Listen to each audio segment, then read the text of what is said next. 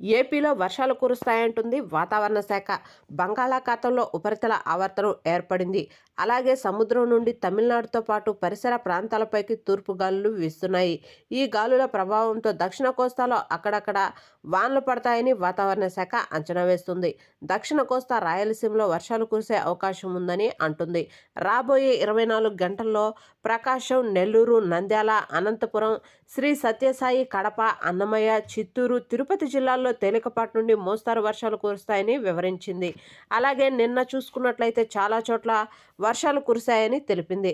అలాగే తెలంగాణకు సంబంధించి కనుక చూసుకున్నట్లయితే తెలంగాణ రాష్ట్ర వ్యాప్తంగా కనిష్ట ఉష్ణోగ్రతలతో రాష్ట్రం గజగజలాడుతుందని, పగలు రాత్రి ఉష్ణోగ్రతలు పడిపోవడంతో ప్రజలు వణికిపోతున్నారని, ఉమ్మడి ఆదిలాబాద్, వరంగల్, కరీంనగర్ జిల్లాల్లో కనిష్ట ఉష్ణోగ్రతలు నమోదవుతున్నాయని, ఈ నెల 20 వరకు రాష్ట్రంలో చలి వాతావరణం ఉంటుందని వాతావరణ శాఖ తెలిపింది.